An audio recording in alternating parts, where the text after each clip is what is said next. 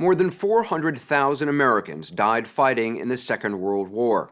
Adding to the heartache of that staggering loss, nearly 1 in 5 of those killed was declared missing in action. To this day, the families of some 73,000 unaccounted for servicemen have lived with the mystery of how they died and have been deprived of the comfort that comes from a burial. At the end of the war, the technology didn't exist to find and identify many of the missing, but today it does. This is the remarkable story of a group of volunteers who spend their own time and money quietly searching for these long-lost servicemen. Remarkable because of what they've discovered in recent years.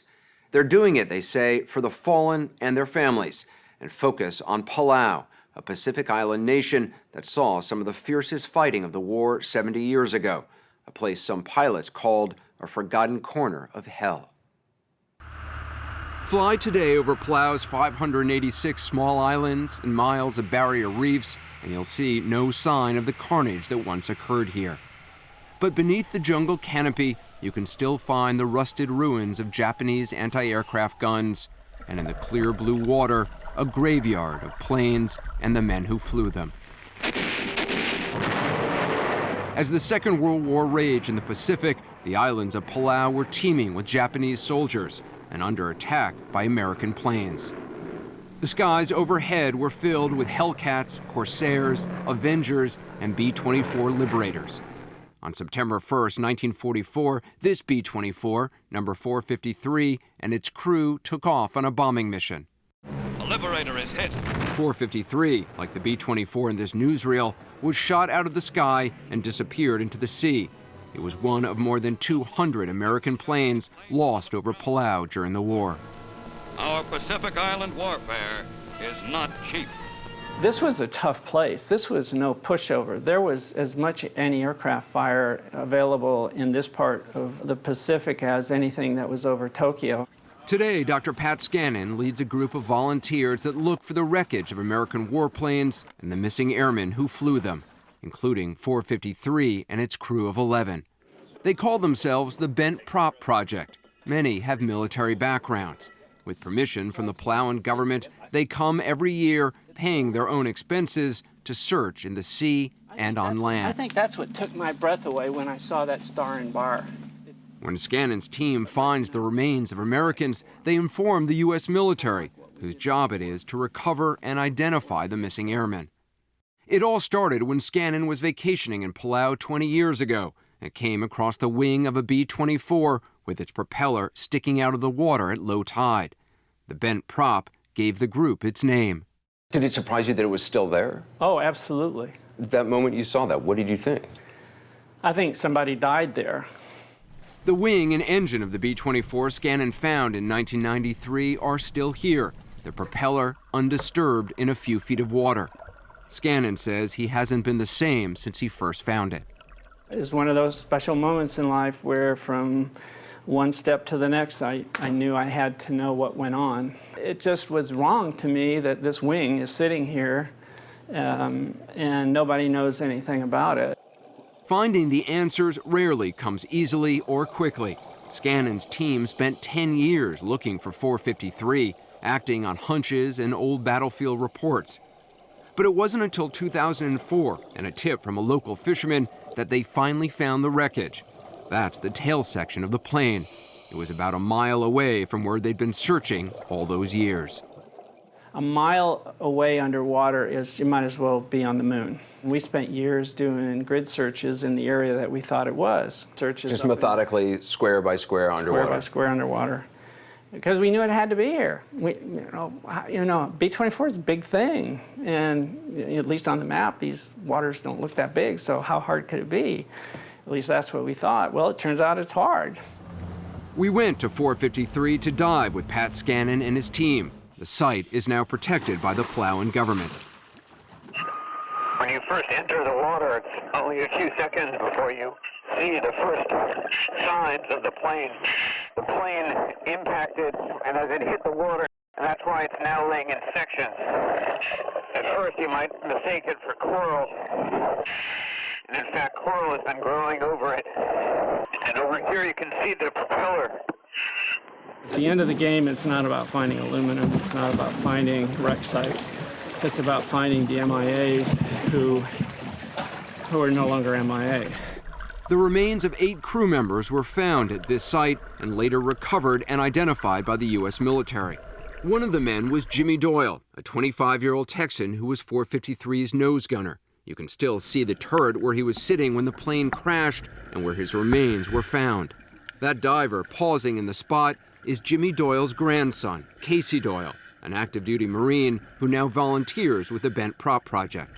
Just to know where the last few moments of his life were is a very special time, and to see that down there. And there's probably still physically a little bit of him and the rest of the crew still down there. So it's an incredibly powerful and special place for me. Until Bent Prop found the wreckage, Jimmy Doyle's family didn't talk much about him. Some family members actually believed he survived the war and started a new life. What did people say about your grandfather? There's a whole generation of people in my family that just did not speak of this because of the unknown. You can tell a family that their loved one is missing or that their loved ones were captured and were POWs. But I swear to goodness, I have talked to families who really believe that Grandpa somehow made it out, was saved by the natives and had amnesia and was living on an island being taken care of by native girls. And Families really believe that? I've heard it. Why would people think that? I think it comes with the hope that someone missing may show up. Jimmy Doyle finally returned home with 7 of his crew members in 2010, 65 years after their plane was shot out of the sky. A memorial was held in Arlington National Cemetery, where some of the men were buried. Pat Scannon was invited to attend. What was that like to be at Arlington? I felt that my job on that plane was done, and I stepped back and watched the ceremony from a ways off, and it was extremely emotional. You're emotional just thinking about it? Yeah. I think about it a lot, actually. It's What's the emotion for you? happiness that they know what happened. But not everyone from 453 has come home. Just after the plane was hit, 3 crew members parachuted out, including 22-year-old Art Schumacher. All 3 were quickly captured by the Japanese and, according to witnesses, taken to a camp in the jungle and executed. The Bent Prop team is still looking for their remains, but searching on land is no easier than in the ocean. Pat Scannon has tried to pinpoint the location of the graves by traveling to Japan to interview former Japanese soldiers stationed in Palau. And he's tracked down Palauans who say they saw the men just before they were captured. Oh, you saw the parachutes? Yeah. Do you remember how many? What I saw, like 3, I think. One Palauan drew a map in the dirt showing where he believed the prisoners were executed. Using that information, the Bent Prop team has identified 2 spots in the jungle where they think as many as 12 Americans were killed. We were with them when they started digging. The red sticks are where buried pieces of metal were detected, probably fragments of munitions, but perhaps a prisoner's button or zipper. The chance of finding Art Schumacher and the others on the first dig may be small, but Schumacher's niece Jo has flown here from Washington. What would it mean to find your uncle? Oh, gosh, we could bring him home. We could bring him home to family. We can do a proper burial, we can honor them, and they gave their lives for their country. Scannon's team has found debris from at least 30 American planes over the past 20 years. In addition to the 8 airmen recovered from 453, Bent Prop's other discoveries could lead to the return of 16 more MIAs from Palau. But many planes crashed in far less accessible parts of the ocean and dense jungle, and their crews never found. Do you know how many Americans are still missing here? We think it's somewhere between 70, 80 American airmen crashed in this area. The real question is how many crashed inside the barrier reef. Inside the barrier reef means we can possibly find them. Why? Because outside? It's 2,000 feet deep. In 2005, Scannon's team found this wing of a TBM Avenger in the jungle. They believe the rest of the plane is in the water nearby, and they've been searching for it the past 9 years. But we've never been able to find the fuselage, and so somewhere out here, there's a fuselage possibly with 2 MIAs on it. To find the Avenger, Bent Prop has now been joined by a team from the Scripps Institution of Oceanography and the University of Delaware. They bring high technology to the hunt. This research torpedo, called Remus, can scan large areas of ocean with sonar. Eric Terrell leads the effort. We ran the Remus a few hours off of the mangroves here, found a couple of targets, dropped down, get some visuals on the targets. If there ever is a place it ought to be, it's right here. Terrell leads the way with a handheld sonar device and is the first to come across debris, including part of the plane's tail. When the sonar shows signs of something ahead, he turns around to get Pat Scannon. He comes swimming up to me, grabs my hand, and practically yanks my arm off. And so I figured he probably knows something, and this gray hulk becomes an airplane, and there's a big propeller right there. You get misty. I got misty underwater. I said, maybe this isn't such a good thing to do underwater, but, I couldn't help it. It was very emotional. And when you put your finger on the plane, it's real. And that's what we did. You touch it? You touch it. Why? I don't know. Science is about facts. I mean, my eyes saw it, so the fact was it was there, but touching it, just gave it a sense of finality. We all knew what this was and what it meant. There are Americans down there. There are Americans down there. The families don't even know yet. And it's not that I'm wanting to keep a secret, but we also, until the remains are properly identified, we don't want to hold up false hope. To get proper identification, Bent Prop notifies the U.S. military of the discovery, but the actual recovery and identification of remains by the military can take years. This plane was shot down over this area the 4th of May, 1945. Every time Bent Prop finds wreckage of a plane with missing airmen, they hold a small ceremony. They videotape it so that one day the families of the MIAs will know the respect shown to them by Scannon and his team, who've spent their own time and money to find them. Over the Avenger crash site this year, Bent Prop unfurls an American and a Palauan flag and speak of the men who were lost. They say their names, their ages, what they've learned of their lives. And at the end of every ceremony, Pat Scannon recites a poem written during World War I. It's called For the Fallen. Would you read it to me? Sure, I will read it to you. I can't read it without standing up. Can I stand up? Of course. So, they shall not grow old as we that are left grow old. Age shall not weary them, nor the years condemn. At the going down of the sun and in the morning, we will remember them.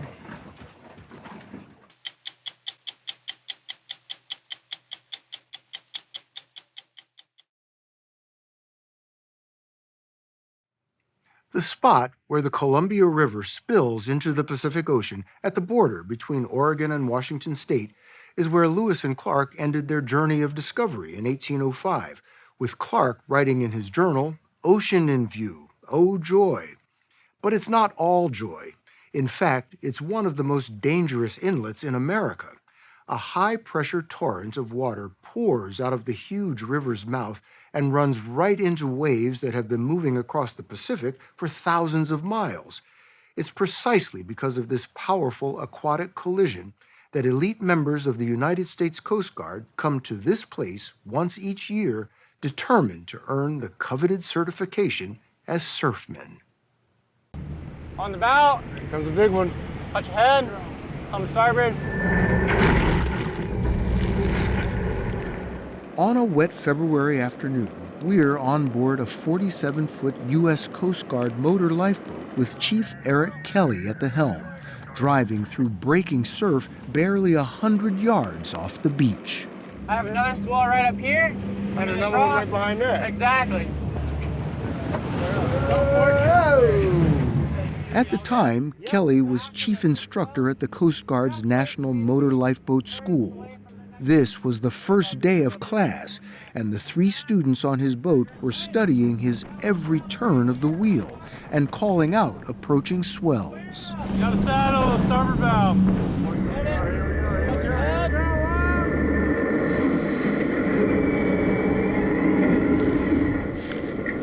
6 more trainees were on 2 other boats with other instructors. Kelly says everyone is here because this place at the mouth of the Columbia River consistently has some of the worst weather and highest seas in America. We expose them to a tremendous amount of surf conditions over 4 weeks, more so than they'd get over years at their own unit. Morning, shipmates. How are we? First thing that morning, Tim Crochet, commanding officer of the lifeboat school, had welcomed this year's class of 9 students. And I promise you the instructors behind me are going to give you world-class instruction, and they're going to help you become a better motor lifeboat operator, and we're going to get you closer and closer to certifying as a surfman. Certifying as surfmen. That's the goal of each of these students and the dream of thousands of other members of the Coast Guard. Being a surfman is sometimes compared to being a Navy SEAL or in the Army Special Forces. But in truth, this is a more exclusive club, isn't it? Currently, we have about 130 active duty surfmen right now. How many members of the Coast Guard? I think the Coast Guard's right around 40,000 people. 40,000 people and 100 surfmen. So that is a pretty exclusive club. It is. There's a small number of us. Certifying as a surfman means the Coast Guard trusts you to drive a lifeboat on the most challenging rescue missions in 20-foot breaking waves and 50-knot winds. At the entrance to the school is a display of every surfman medallion called a check ever earned. So how far back does this go? It goes back to 1872. That's when the U.S. Life-Saving Service began saving mariners in distress. It became the Coast Guard in 1915 and now operates 20 surf stations where rescues may have to be made in breaking waves. On average, the Coast Guard makes more than 5,000 rescues a year. Where is yours? Mine is right back here. It's check number 407. Chief Instructor Eric Kelly, whose boat we were on, wears his surfman number. I understand you have a tattoo. I do. I have my surfing number. I'm surfing 545. This is something that is very, very important to me. At the opening session of the Motor Lifeboat School, Chief Kelly read the Coast Guard's Surfman's Creed aloud. I will never unnecessarily jeopardize myself, my boat, or my crew, but will do so freely to rescue those in peril. And he told the students they'd each need to have the creed memorized before the 4-week course was over. It takes a lot to get there, and it takes a person, a special type person, willing to put themselves into those situations where you're looking up at a 20-foot breaking sea and you're like, I want to do this. I want to keep training in this. This year's class was all male, but there are nearly a dozen female surfmen. Most candidates come here first for a basic course, then heavy weather, and finally this surf class. Derek Samuelson, Trenton Campbell, and Joshua Slaughter are the 3 trainees on Eric Kelly's boat. Most of us are going to be pushing pretty close to 4 years when we get certified. That's almost a college degree worth of training in driving these boats. It's something not a lot of people get to do. It's not that they get to do it, but that they achieve it. That they achieve it, yes. Yeah. When we come here, our only job is to learn and drive in the surf, so it's a great opportunity. This is a representation of the mouth of the Columbia. Jeff Smith is the curator of the Columbia River Maritime Museum, which has a giant map illustrating how the mouth of the Columbia River has earned the title Graveyard of the Pacific. All these little boats that you see are representative of the shipwrecks that have occurred. All of these? Yeah. And this we have 50 of them numbered, but there's many, many more. Thousands more over several centuries, with at least 700 lives lost. The skeletons of wrecked ships still litter some area beaches. So despite how treacherous this waterway is, it's a vital economic waterway as well. It certainly is. Of all the grain exported from the United States, just over 40% goes out the Columbia River. Every commercial ship coming into the river must have a local pilot come on board to guide it. This video shows how perilous it can be just to get that pilot onto one of those ships. Imagine the dangers faced by Coast Guardsmen trying to rescue a ship or sailboat or fishing boat that's in trouble. I'm always a little bit, I don't know if starstruck is the word or awestruck when I'm in the presence of the men and women of our Coast Guard, because the job they do is just amazing. It's incredible. An incredible group of people. It's such a cool mission that we get to do. Like, we get to go drive these awesome boats out and have the opportunity to save people in their darkest day. As he drove into ever stormier seas on that first day of school, it was clear Eric Kelly would rather be at the helm of his lifeboat than just about anywhere else. So you love this, huh? I absolutely love this. But Kelly was also deadly serious about teaching his students how to read every swell. Watch that. Run from that. Run in center of that helm. I'm going. They got that beat. Got a window right here. Nice little near side shoulder. Easing off. Watch that coming to me. I'm going to get right on the back. Full. Follow that peak point. This is going to get super dynamic down here. These are shooting in every direction. When he couldn't outrun a wave, Kelly executed what may be the most important maneuver a lifeboat driver must master. Nowhere to go, squaring up. Squaring up is pointing the bow of the boat directly into and through a breaking wave, sometimes a really big breaking wave. We hit a couple of those yesterday where we got the spray Absolutely. and you went up, and the bow was up and you saw blue sky, and then all of a sudden you're down in a hole. What's the worst thing you could do in a situation like that? The worst thing you could do is not be square to that breaking wave. You could have a knockdown, which is when the boat goes underneath water but rewrites in the same direction, or even worse, a 360-degree rollover. Have you ever experienced that yourself? I haven't experienced a full 360-degree rollover. I have experienced a knockdown or two, and that's what they designed this boat for.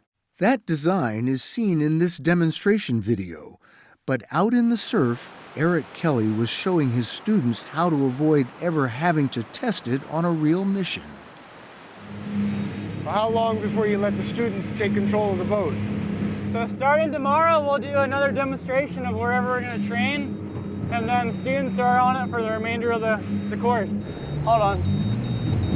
Whoa! Every day for the next 4 weeks, the students took the helm, with Eric Kelly signaling approval when they did something right and correcting them when they didn't. We probably should have squared up to that one, but on the bow, guys.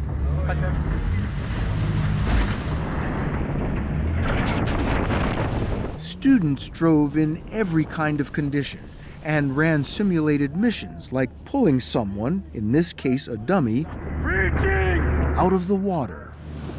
Nice reach, Josh. Get him on board. Don't play it off. Don't play it off. Yep. All right, stand by to clear the recess.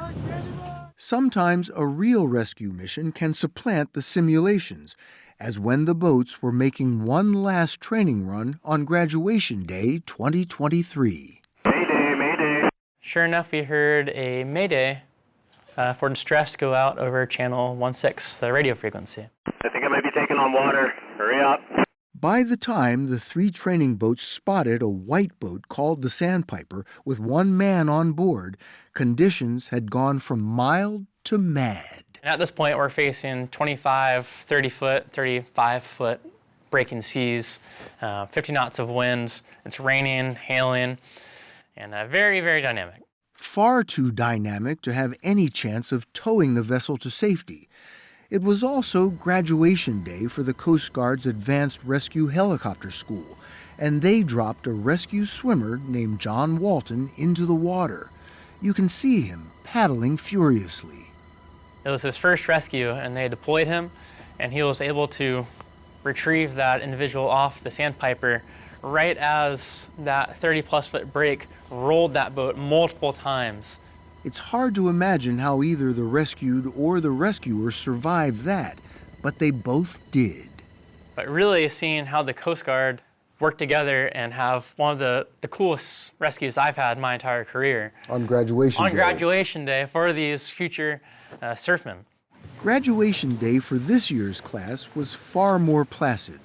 All 9 students completed the course, and all 9 had memorized the Surfman's Creed. I will, to the best of my ability, pursue each mission with the commitment, compassion, and courage inherent in the title Surfman. They didn't all certify as surfmen that day. Most had to wait to return to their home units for their commanding officers to give them the nod. But 2 of the 9 got a surprise. BM2 Casey, BM2 Campbell, front and center, please. Dorian Casey and Trenton Campbell had their commanding officers in attendance, ready to bestow the honor then and there. It seemed every certified surfman on the West Coast had come, and they handed the coveted medallions, those checks, to one another. Surfer 494, Station Houthi River. 485, Station Morro Bay. 484, Station Humboldt Bay. 450, Station Houthi River. 407, Station Chetco River. And then to the 2 newest surfmen. Trenton Campbell accepted hugs from his trainers and fellow classmates, and then headed back to his base, Station Quileute River on the coast of Washington, ready to do what he joined the Coast Guard to do. The reason why we all want to be here is that dream to save a life. I think there's no better feeling than that. We're training for the opportunity to save a human life. It's all the motivation you need.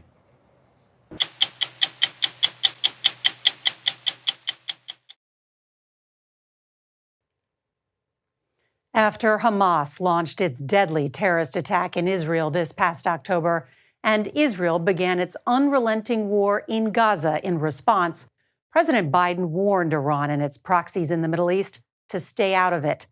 One of those groups decided instead that it was all in. That group is a Shia militia from Yemen, known as the Houthis. Yemen is the poorest country in the Middle East, but its 1,200 miles of coastline leads in and out of the Suez Canal, the primary route by sea between Europe and Asia, responsible for $1 trillion a year in global trade. As we first reported in February, when the Houthis began to attack commercial ships in solidarity with Hamas, President Biden faced a crisis in the Red Sea and sent the U.S. Navy into its first major fight of the 21st century. Yeah, the left turn back around. Our report begins not on the water, but in the air. 41 copies. Where, from a U.S. Navy reconnaissance plane 500 feet above the Red Sea, we saw the types of commercial ships the Houthis have targeted and the U.S. warships sent to protect them. Mike November 633. We are not going to let the Houthis hold this strait hostage. Vice Admiral Brad Cooper is the U.S. military's deputy commander in the Middle East. After October 7th, as the Navy's top officer in the region, he ordered the Fifth Fleet into an area it typically sailed right through. How many sailors are now in the Red Sea? Yeah, we've got about 7,000 right now. So it's a large commitment. What makes the Red Sea one of the most important waterways in the world? 15% of global trade flows exactly through the Red Sea. And so keeping these waterways open is critical. It's a core commitment the United States has from a strategic perspective, maintaining the free flow of commerce. The Red Sea is about the size of California. In the north, the Suez Canal. In the south, the 20-mile-wide strait known in Arabic as the Bab el-Mandeb, or in English as the Gate of Grief. It was near there 7 months ago that a Japanese chartered ship built to carry cars was hijacked by the Houthis, who posted this video. Since then, according to the Pentagon, the Houthis have launched more than 100 attacks, and the U.S. Navy has shot down more than 150 drones and missiles fired by the militia that controls 1/3 of Yemen, including the capital, Sana'a. As Houthi attacks intensified in December and January, the world's largest container ship companies all made the decision to avoid the Suez and go around Africa's Cape of Good Hope, adding as much as a month of travel time and $1 million in fuel. U.S. Federal Reserve Chair Jerome Powell told 60 Minutes in February the diversions pose a risk to the global economy, and in the near term, That's going to affect Europe much more than it's going to affect us. Tesla and Volvo were both forced to suspend some European production in January due to supply chain disruptions. There are still ships going through the Suez, mostly smaller regional carriers that are willing to run the current risks of the Red Sea. How much is that, in terms of that traffic, has it been reduced by half? It's been reduced on any given day, sometimes 40%, but it's clearly flowing. And I think in many respects it's flowing because of the defensive umbrella that we put over the southern Red Sea, for sure. The official name of that defensive umbrella is Operation Prosperity Guardian. It's a coalition of more than 20 nations that includes the United Kingdom. But most of the ships, aircraft, and firepower are coming from America. When was the last time that the U.S. Navy operated at this pace for a couple months? I think you'd have to go back to World War II, where you have ships who are engaged in combat. When I say engaged in combat, where they're getting shot at, we're getting shot at, and we're shooting back. Initially, the Houthis, backed by Iran, stated they would only shoot at ships linked to Israel in support of the Palestinian people and to force a ceasefire in Gaza. Their ultimate political aims, as well as their actual aim, appears to be less precise. They have fired at ships tied to dozens of nations. The Houthis' official motto is "God is great, death to America, death to Israel, a curse upon the Jews, victory to Islam." While their slogan may not be new, their weapons and tactics are, according to Admiral Cooper. The Houthis are the first entity in the history of the world to use anti-ship ballistic missiles ever firing against shipping. No one has ever used No one has ever used an anti-ship ballistic missile. Certainly against commercial shipping, much less against U.S. Navy ships. Admiral Cooper took us inside the 5th Fleet's command center at Naval Headquarters in Bahrain. I think there's a sense that the Houthis are sort of like a ragtag kind of terrorist group. Yeah. That can be a sense, and it would be a false sense, and we would be unwise to consider that. 10 years of being supplied by the Iranians, very sophisticated advanced weapons. They have hit a few ships. Of those targets, how many of them are directed at U.S. naval assets? The overwhelming majority over these last couple of months have been directed at internationally flagged merchant ships. A small percentage of them are directly at U.S. Navy ships.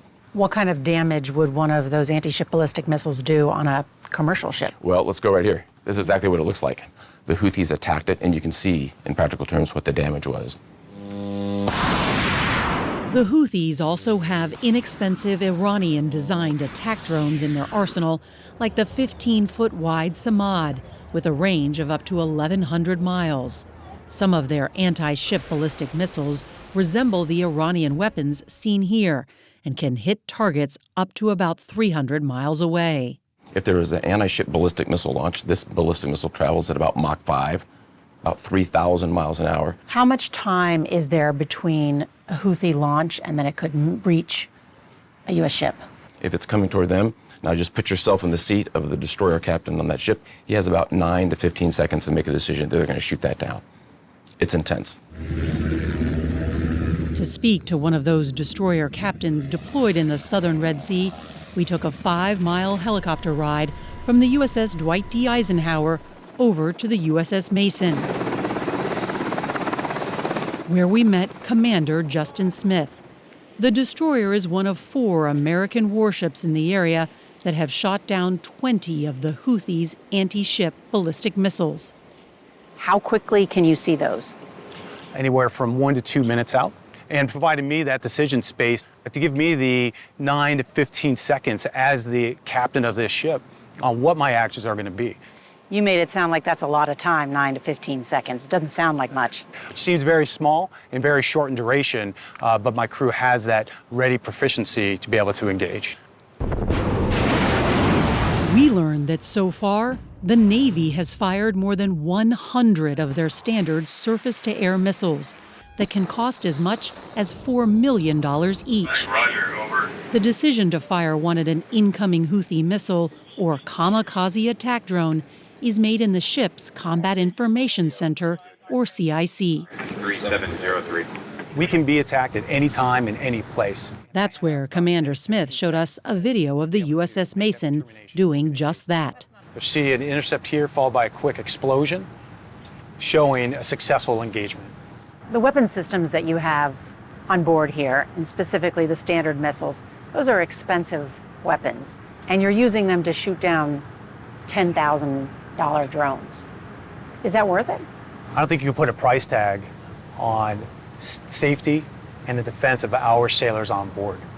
You have to be right 100% of the time. They just have to get right once. At 27 knots to close sector. A day before our visit to the USS Mason, about 100 miles away, another U.S. destroyer needed its weapon of last resort, a defensive cannon called a Sea Whiz, to shoot down a Houthi cruise missile that was a mile out and closing fast. Most U.S. warships have one of these gun systems, seen here in exercises. The USS Dwight D. Eisenhower has two. On that ship, with its 5,000 sailors and more than 75 aircraft, Strike Group Commander Rear Admiral Mark Miguez told us the Houthis have proven to be resourceful adversaries. There are the intelligence, surveillance, and reconnaissance drones that the Houthis are launching. How have you seen them use? When we first got to this area, that we would detect the drone, and then all of a sudden, 10 minutes later or 5 minutes later, there was an attack. In other words, a ballistic missile being launched or a cruise missile being launched. And we've deduced over time that they are obviously using these drones to perfect their targeting solution. Since the war in Israel and Gaza began, other Iranian-backed militias have targeted U.S. forces in Jordan, Iraq, and Syria, with at least 175 attacks that injured 183 service members and killed 3. Admiral Miguez told us so far the USS Eisenhower has only been focused on the Houthis in the southern Red Sea. Since January 11th, its planes have been regularly striking their launch sites in Yemen, as have U.S. destroyers. The U.S. also conducted a cyber attack on an Iranian spy ship that was gathering intelligence in and around the Red Sea. But the Houthi attacks keep coming. Could the Houthis do this without Iranian support? No. For a decade, the Iranians have been supplying the Houthis. They've been resupplying them. They're resupplying them as we sit here right now. At sea, we know this is happening. They're advising them, and they're providing targeting information. This is crystal clear. Are there members of Iran's elite Revolutionary Guard Corps that are actually on the ground in Yemen providing intelligence and targeting? The Iranian Revolutionary Guard Corps is inside Yemen, and they are serving side by side with the Houthis, advising them and providing targeting information. And so what have we done to degrade that capability? Yeah, that will obviously end up being a policy decision. Our role at this point is to simply be ready and continue to be aggressive in exercising our right to self-defense. Do these offensive U.S. airstrikes against these Houthi targets in Yemen risk escalating this conflict? Yeah, I don't think so. We're targeting those platforms that are targeting us. If we were to look at the calendar, right, since October 7th, the surging of U.S. forces to the Red Sea, and yet they keep firing back. They keep seeming to be opportunistic in their response. Is the U.S. Navy, the Fifth Fleet, are the actions having an effect? It's very clear that we are degrading their capability, and every single day they attempt to attack us, we're eliminating and disrupting them in ways that are meaningful and I do believe have an impact. How long does this go on? Well, I have a pretty clear end game in mind, and that is the restoration of the free flow of commerce and safe navigation in the southern Red Sea.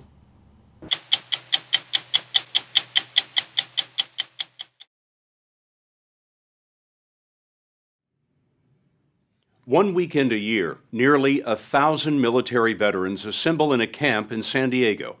What brings them is what they have in common. They're all homeless. The vets gather for something called Stand Down, started in 1988 by a soldier turned psychologist named John Natchison. Then it was an emergency response to homelessness among Vietnam vets.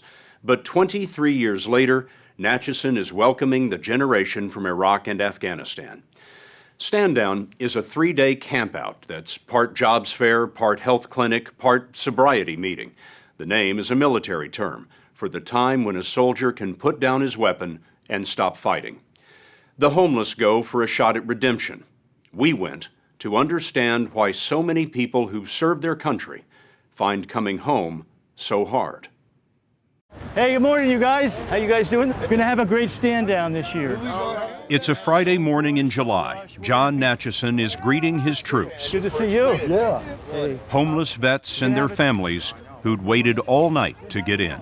We are going to open the gates. Let's do it. All right, come on. They were literally a battalion, 947 men, women, and children. Good morning, sir. Welcome to Stand Down. We'd like to give you a breakfast bag and something to drink. All right.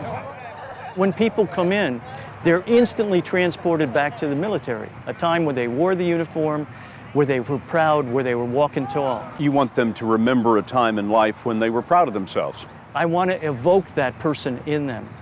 Natchison does that by putting them inside a military-style base on a San Diego high school athletic field. 30 tents erected by Marines from nearby Camp Pendleton. Here, there was hot chow, warm showers, clean clothes, and fresh hope. So who can you save? People can save themselves. I can't save anybody. You don't expect a miracle to happen when they come here for 3 days. Oh, I do. You do? I do. You ready, sir? Yes. Have you step forward? The chance at that miracle came with over 3,000 volunteers who helped the vets check into VA benefits and look into jobs. How are you doing today, Mr. Lamont? There was medical care, dental care, Please remain seated and come to order. Court is in session. and even a court where they could clear tickets for loitering or sleeping on the street. The matters that are currently pending are dismissed with people's motion. Thank you. You're welcome. Why are these people on the street? It must be some gap that exists between military service and becoming a civilian. You're told what to wear, you're given everything, and then suddenly you've lost your entire family, you've lost your identity. You think some people fall through that gap between military life and civilian life? And for some people, it's a chasm. All right, Mr. Worley. It was a chasm for Charles Worley, who served with the Marines in Iraq. He's still in the reserves, subject to being recalled. We mistook him for a volunteer until we heard this. How long have you been homeless? A few months, about 6. Have a good weekend. Thank you. Thank you, ladies. Okay. Worley left the Marines in 2008 and joined the Great Recession. Okay, let's go. Like everyone at Stand Down, he had his service record verified by the VA. Then he was assigned to one of the tents that go by the names Alpha, Bravo, Charlie, and so on. Delta Tent was Worley's first home in a long time. Where did you sleep the night before you came here? In Old Town Park down in San Diego. He hadn't imagined that leaving a war could be risky. I got used to the structure and was having a hard time adapting to civilian life because if you change commands or you move from job to job in the Marine Corps, they give you a checklist. When Life you get gets out. pretty simple. Yeah, it's pretty simple. It's, they say turn right, you turn right as fast as you can without bumping the guy next to you. I didn't have a checklist when I got out. Without a checklist, Worley burned through the combat pay he'd saved before he looked for a job. Turns out, unemployment among these young returning veterans is double the national rate, about 20%. The VA tells us that already there are more than 9,000 Iraq and Afghanistan vets living on the street. Charles, what's it like out there living as a homeless man? As sad as it is to say, I've gotten good at being homeless. When you have 2 pairs of jeans, a pair of shorts, and 3 shirts, and you don't have any money to wash them, after a while that you start to smell, and you smell, and so I just try to avoid people. So you keep moving? Yes, sir. Hey man, how's it going? It's a familiar story for John Natchison, who, as a clinical psychologist, has been working with vets for almost 30 years. It's a new generation of homeless veterans. It is. This group is becoming homeless quicker than the Vietnam veteran. Vietnam vets came back. It took about 8 to 10 years before we started really seeing them on the street, homeless. This group is coming back, and within a year, they're ending up on the street. And my best hunch is that for many of them, it's these redeployments again and again. Over the last 9 years, 800,000 troops have been redeployed, sent back to combat at least once. Getting redeployed 2, 3, 4, even 5 times, why does that make a difference? When you go back and you're re-traumatized, it also brings up all the old stuff. Go back again, and it layers over the top of that. And so now we're getting to the point where it's going to be difficult for the person to function. 2 million troops have already served in Iraq and Afghanistan. The VA believes there could be thousands more homeless, in part because of the combat stress and brain injuries that roadside bombs inflict. Already, 250,000 troops have asked for mental health treatment. The troops that are going to come back from Afghanistan and from Iraq, is this country prepared for that? I don't think so. I mean, this stand down alone. Oh, yeah. Saturday morning, we met Marguerite Summers and learned about something else that's new. There are more women among homeless vets because women now make up 14% of our forces. Summers is a former sailor who served until 1999, and she too had trouble making that transition from military to civilian life. Shortly after getting out of the Navy, she got divorced and began drinking. Now, homeless 3 months, she is desperate for help with her alcoholism and meth abuse. I have more potential than that, and I don't want to waste my life anymore. I'm tired of it, and this has given me new hope. You said that you'd lost everything and your family. Mm-hmm. I lost my son a year ago because of my abuse issues. I owned a home, I lost that. I lost my family's support, I lost my job, wound up with a bunch of legal issues. You know, I was facing prison time. Just nothing good came out of it. Addiction is a big reason some vets remain on the street for years. My name is Woody, and I'm an alcoholic and a combat veteran. My name's Eddie. It's part of the deal at Stand Down that they come to the meetings that might be the first step to recovery. The best shot at rehab attracted Marguerite Summers to this tent. It was a chance to go to Veterans Village of San Diego, which sponsors Stand Down. Veterans Village is an $8 million a year program, much of it funded by the VA. It offers nearly a year of inpatient rehab, but it's overwhelmed. Funding is limited, and they were taking applications to choose only 68 patients out of the 947 at Stand Down. Do you want to get clean? Yes, ma'am. You do? Okay. They were looking for people who seemed motivated. Summers wouldn't find out whether she made the cut until the next day, Sunday. As we walked around the camp, we found some of the reasons that homelessness among vets is a chronic problem, with 250,000 on the streets last year. A lot of it is addiction and debilitating illness. Thank you very much. Bill Yarling was more typical of those at Stand Down. Older, an Army medic in the 1980s, he'd been disabled by years of epileptic seizures. Here, Yarling knew what no one else could see, that the soldier inside hadn't surrendered. He washed off a year of homelessness and, if nothing else, enjoyed a ceasefire from the struggle on the street. It's hard to explain, it really is, but it just makes you feel better about yourself. You get back in touch Get back in touch with person reality. you were. Yeah. Before you were exactly, homeless. and as you can tell, I did. You know,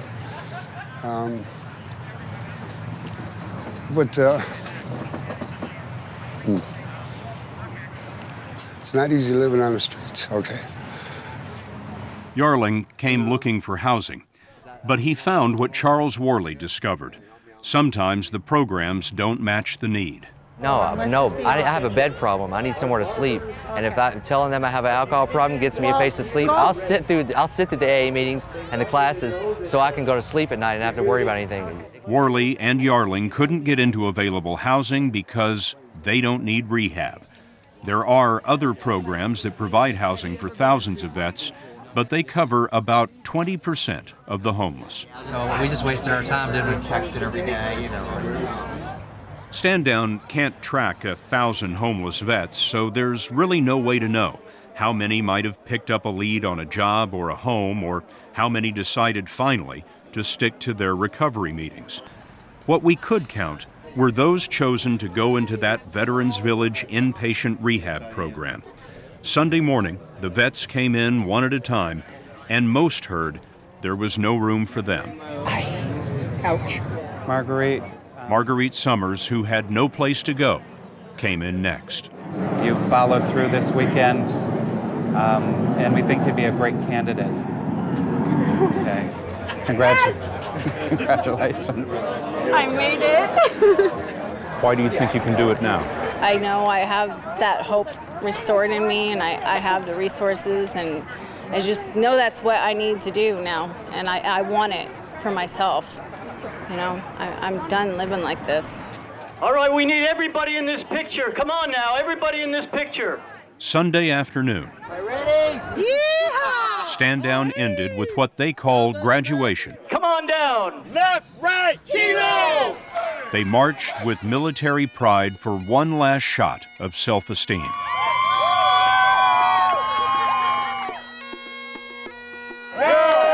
Bill Yarling raised the flag for Bravo Tent, Charles Worley for Delta. So let's have everybody in the circle now. They joined hands in a closing prayer. Amen. Then it was time to leave. And when you see them leave, you think what? It's hard. It's like, you know, Godspeed, you know? And there's so much that people need to do to be able to reach that escape velocity from being homeless. I hope that they get it. I hope that they have it. Recently, the VA set a goal of ending homelessness among vets in 5 years. The government will spend $1 billion next year on housing and rehab. But the 23rd annual Stand Down turned out to be the largest ever. This is just great.